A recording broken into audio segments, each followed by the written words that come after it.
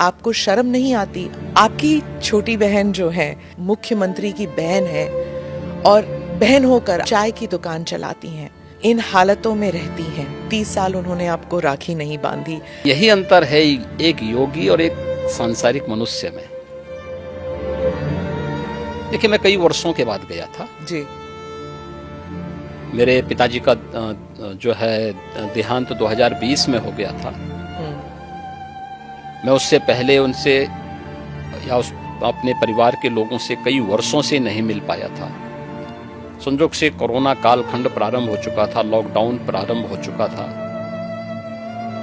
तो उनके अंतिम संस्कार कार्यक्रम में मैं भाग नहीं ले पाया था।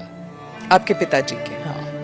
तो मुझे जब गत वर्ष अवसर मिला था तो मैं अपनी माँ से मिलने के लिए जरूर गया था। तो स्वाभाविक रूप से एक माँ और पुत्र के बीच में जो संवाद होने चाहिए वही संवाद वहां पे हुआ। आप उनके अंतिम संस्कार के लिए नहीं जा पाए, पर जब वो आपसे मिलने आते थे, आप उस वक्त चीफ मिनिस्टर थे, तो वो एक आम नागरिक की तरह आते थे, सीएम के पिता के रूप में नहीं आते थे। नहीं, यहाँ वो कभी नहीं आए। वो मुझसे मिलने के लिए, मेरी एक बार उनसे मुलाकात हुई थी नजीमाबाद में, और नजीमाबाद में मैं एक चीनी मिल के उद्घाटन में गया था। तो भाषण करते हुए मैंने देखा सामने जो है वो कोई बैठा है, तो मैं पहचान गया उनको। मैंने कभी तो मेरे पिताजी हैं लगता है। तो सभा के बीच में बैठे हुए थे। तो फिर मैंने सभा समाप्त होने के बाद अपने साथ के कुछ लोगों से कहा, मैंने कहा देखो यार वो आए हैं तो उनको बुलाओ, थोड़ा मुलाकात करते हैं। तो तब मेरी मुलाकात हुई थी। जी। आपकी छोटी बहन जो है उन्होंने एक इंटरव्यू में कहा था कि 30 साल उन्होंने आपको राखी नहीं बांधी। 2022 में एक इंटरव्यू में उन्होंने कहा कि कई वर्ष पहले जब उन्हें पता लगा कि आप घर छोड़ के आप योगी बनने के लिए निकले हैं, तो उन्होंने कहा कि वो भिक्षा मांगने वाले संतों में आपको ढूंढ रही थी और मिले नहीं आप उन्हें।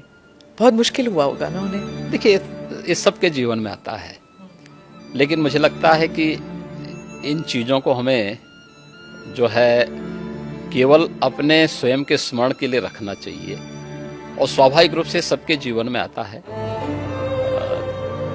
कई वर्षों के बाद जो है इस चीजें चलती रहती हैं। मुझे लगता है यही जीवन है। योगी के मुख्यमंत्री बनने के बाद कई लोग कहते थे कि आपको शर्म नहीं आती? आप मुख्यमंत्री की बहन हैं और बहन होकर आप चाय की दुकान चलाती हैं, इन हालतों में रहती हैं। मैं उनको एक ही बात कहूंगी, मैं गरीब हूं, ये मेरा नसीब है। शर्म तब आनी चाहिए जब आप कोई गंदा काम कर रहे हो, किसी के हक का छीन कर खा रहे हो। मैं तो मेहनत करके अपनी गुजर बसर करती हूँ। ठीक बात है। देखिए, व्यक्ति को कभी भी धन और वैभव संतुष्टि नहीं दे सकती है, और मुझे लगता है कि सबसे बड़ा योगी वह है जो स्वयं की मेहनत से संतुष्ट है, स्वयं के परिश्रम से संतुष्ट है। दूसरों की मेहनत से कुछ प्राप्त करना और फिर उसको छीन लेना, ये तो डकैती है। उसके अलग अलग रूप देख सकते हैं हम समाज में, और मुझे लगता है सबसे निंदनीय कर्म यही है।